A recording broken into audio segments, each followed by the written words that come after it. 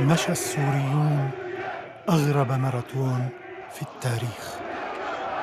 مشوا آلاف الكيلومترات نحو إنسانيتهم.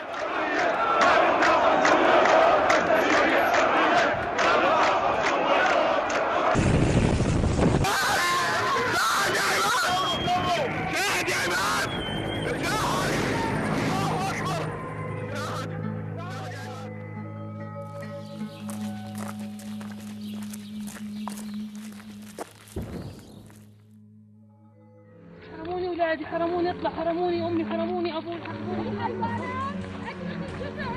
الشباب بيحرقوهم، الشباب بيحرقوهم، الجرح الدودي بيطلع منهم.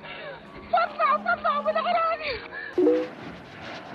لو كانت كاميرتك هنا، ماذا تحب أن تقنص من وضع حمص بالضبط؟